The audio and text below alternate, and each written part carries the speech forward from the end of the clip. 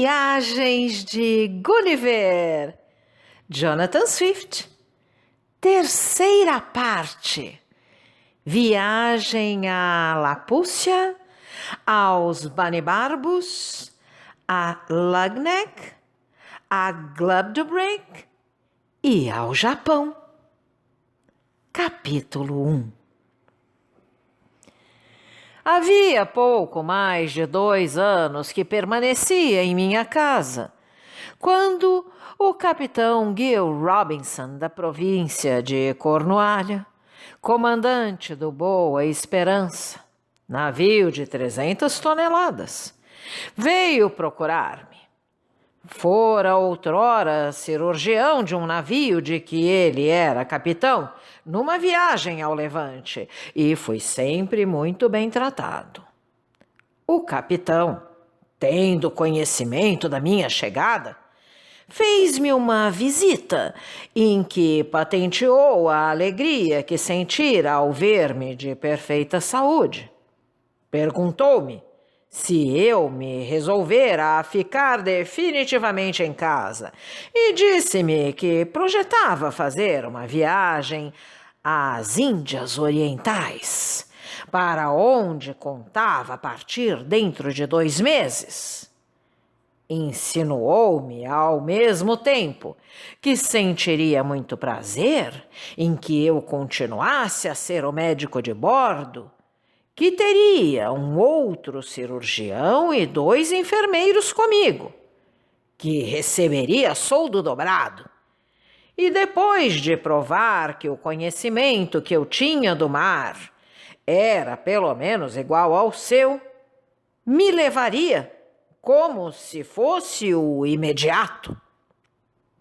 Enfim, teve palavras tão elogiosas, pareceu-me tão bondoso, que me deixei levar, tendo ademais, apesar das desgraças passadas, uma grande paixão pelas viagens.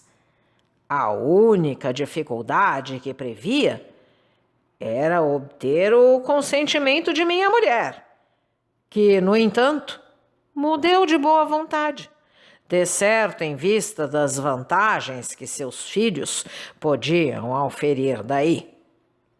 Fizemo-nos vela em 5 de agosto de 1708 e aportamos ao Forte de São Jorge em 1º de abril de 1709, onde permanecemos 3 semanas para refrescar a nossa tripulação, que na maioria estava doente. Daí dirigimo-nos a Tonquim, onde o nosso capitão resolveu demorar-se algum tempo, porque a maior parte das mercadorias que tinha vontade de adquirir só lhe podia ser entregue alguns meses depois.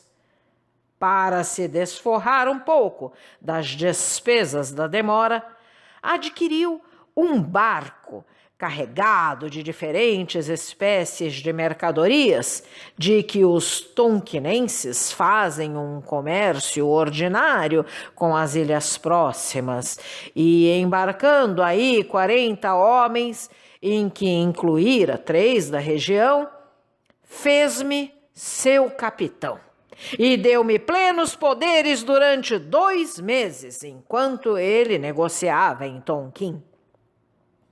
Ainda não havia 3 dias que nos tínhamos feito ao mar, quando rebentou uma violenta tempestade que nos impeliu durante 5 dias para nordeste e em seguida para este.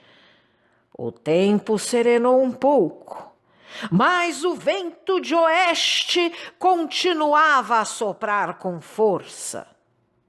Ao 10º dia, 2 piratas perseguiram-nos e logo nos aprisionaram, porque o meu navio estava tão carregado que singrava muito lentamente, sendo-nos por completo impossível manobrar de maneira a nos defender. Os 2 piratas abordaram e entraram no nosso navio à frente dos seus homens, encontrando-nos, porém, de bruços, como eu ordenara. Contentaram-se em ligar-nos e, fazendo-nos guardar, principiaram a visitar o navio. Notei entre eles um holandês, que parecia ter certa autoridade, conquanto fosse apenas a do comando. Pelos nossos modos, conheceu que éramos ingleses e, falando-nos na sua língua, disse-nos que nos iam ligar a todos costas com costas e lançar-nos ao mar.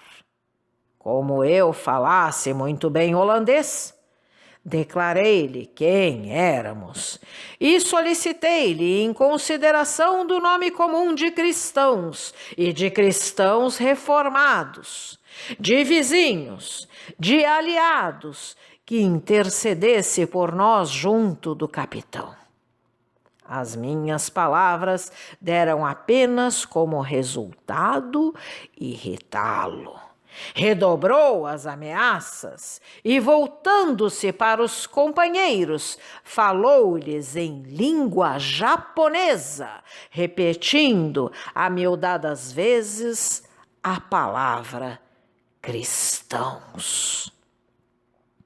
O maior navio desses piratas era comandado por um capitão japonês, que falava um pouco a língua holandesa. Dirigiu-se-me e, após algumas perguntas, a que humildemente respondi, assegurou-me que nos pouparia a vida. Fiz-lhe um grande cumprimento e, virando-me então para o holandês, disse-lhe que estava bastante admirado de ter encontrado mais humanidade num idólatra do que num cristão.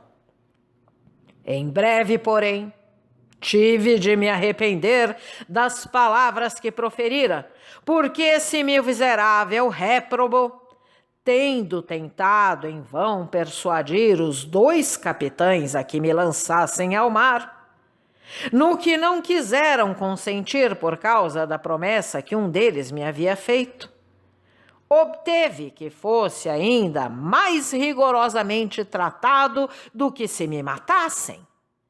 Haviam dividido a minha gente pelos 2 navios e pelo barco. Quanto a mim, decidiram abandonar-me à sorte, num batel com 2 remos, uma vela e víveres para 4 dias. O capitão japonês redobrou a dose e tirou das suas próprias provisões esse caridoso aumento. Não quis até que me espoliassem. Desci, pois, para esse barquinho, enquanto o brutal holandês me dirigia do alto da coberta todas as injúrias e imprecações que a sua linguagem podia lhe fornecer. Quase 1 hora antes de sermos vistos pelos 2 piratas, tomara altura e vira que nos encontrávamos a 46 graus de latitude e a 183 de longitude. Quando me vi um pouco afastado, descobri, com um óculo, diferentes ilhas ao sudoeste. Então, içei a vela, pois o vento estava de feição, com desejo de aproar a mais próxima dessas ilhas, o que me deu tarefa para 3 horas. Esta ilha não era mais do que uma rocha onde encontrei muitos ovos de pássaros. Então, usando do meu fuzil, lancei fogo a algumas raízes e a alguns juncos marítimos para poder cozer os ovos, que foram nessa noite todo o meu sustento, estando resolvido a poupar as minhas provisões tanto quanto me fosse possível. Passei a noite nessa rocha, deitado no chão, sobre as urzes que me serviram de cama, e dormi muito bem. No dia seguinte, fiz-me de rumo para outra ilha e depois para uma terceira e para uma quarta, servindo-me às vezes dos remos. Mas, para não maçar o leitor, direi apenas que ao cabo de 5 dias atingi a última ilha que vira e que ficava ao sudoeste da primeira. Esta ilha estava mais afastada do que eu imaginava e só pude chegar lá passadas 5 horas. Dei uma volta completa antes de poder aproar. Pondo o pé em terra, numa pequena baía que era 3 vezes mais larga do que o meu barquinho, notei que toda a ilha não passava de um grande rochedo com alguns intervalos em que nasciam relva e ervas muito odoríferas. Tomei as minhas pequenas provisões e, depois de haver comido um pouco, guardei o resto numas covas de que havia grande número. Apanhei alguns ovos no rochedo e arranquei certa quantidade de juncos marítimos e ervas secas, a fim de as acender no dia seguinte para cozinhar os meus ovos, porque tinha comigo o meu fuzil, a isca e uma lente. Passei toda a noite na cova, onde colocara as minhas provisões. A minha cama eram essas ervas destinadas para o lume. Dormi pouco, porque estava mais inquieto do que cansado. Considerei que era impossível não morrer num lugar tão miserando. Achei-me tão combalido com estas reflexões que não tive coragem para me levantar. E antes de me sentir com forças para sair do meu esconderijo, o sol já ia muito alto. Fazia um tempo magnífico e o sol estava tão ardente que era obrigado a desviar dele o rosto. De repente, porém, escureceu de maneira diferente do que costuma acontecer quando passa uma nuvem. Voltei-me para o sol e vi um grande corpo, opaco, imóvel, entre mim e o astro, que parecia andar de um lado para outro.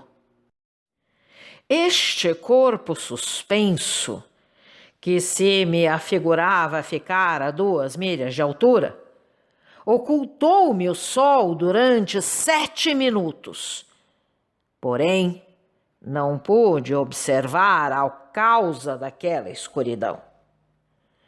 Quando este objeto chegou mais perto do sítio em que me encontrava, pareceu-me ser de uma substância sólida, cuja base era plana, unida e luzente pela reverberação do mar. Detive-me em um montículo, quase a 200 passos da margem, e vi esse corpo descer e aproximar-se de mim a 1 milha de distância, talvez. Tomei então o meu telescópio e descobri grande número de pessoas em movimento, pessoas que me olhavam e se olhavam umas para as outras. O instinto natural da vida fez-me nascer alguns sentimentos de alegria e de esperança, pois que esta aventura poderia ajudar-me a sair do desgraçado estado em que me encontrava. Ao mesmo tempo, porém, o leitor não pode imaginar a estupefação que me causou a vista daquela espécie de ilha aérea, habitada por homens que tinham a arte e o poder de a levantar, de a baixar, de a fazer andar à sua vontade, não tendo, contudo, o espírito de filosofar sobre tão estranho fenômeno. Contentei-me em observar para que lado é que a ilha girava, porque me pareceu parar algum tempo. Entretanto, aproximou-se do lado em que eu estava e pude descortinar muitos terraços grandes e escadarias de espaço a espaço para comunicarem umas com as outras. Sobre o terraço mais baixo, vi muitos homens que pescavam aves à linha e outros que olhavam. Fiz-lhes sinal com o chapéu e com o lenço, e quando os vi mais perto, gritei com toda a força dos meus pulmões. Tendo então olhado com a máxima atenção, vi uma enorme multidão apinhada no ponto que me ficava em frente.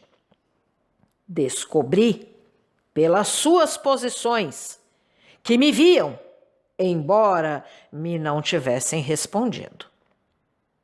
Reparei, então, nos 6 homens que subiam apressadamente ao cume da ilha e supus que fossem enviados a algumas pessoas de autoridade para receberem ordens sobre o que deviam fazer nesta ocasião. A multidão dos insulares aumentou, e em menos de meia hora a ilha aproximou-se de tal maneira que mediaram apenas uns 100 passos de distância entre ela e mim. Foi então que adotei várias posições humildes e comoventes e dirigi várias súplicas. Não obtive resposta alguma. Os que pareciam estar mais próximos, a julgar pelas suas roupas, eram pessoas de distinção. Por fim, um deles fez ouvir a sua voz numa linguagem clara, polida e muito suave, cujo timbre se aproximava do italiano. Foi também em italiano que respondi, imaginando que o som e a acentuação dessa língua seriam mais gratos aos seus ouvidos do que qualquer outro idioma. Este povo compreendeu o meu pensamento. Assim, fizeram-me sinal para que descesse do rochedo e que me encaminhasse para a margem. Então, da ilha volante, baixando-se a uma altura conveniente, deitaram-me de cima do terraço uma corrente com uma pequena cadeira suspensa, sobre a qual me sentei, sendo, num momento, içado por meio de um cadernal. Obrigada pela audiência. Se você gostou deste áudio, por favor, deixe seu like, compartilhe, deixe também seus comentários. E não esqueça de se inscrever no canal e ativar o sininho. Assim, toda vez que nós colocarmos um novo vídeo, você será avisado. Não deixe a leitura para depois. Um grande abraço e até a próxima!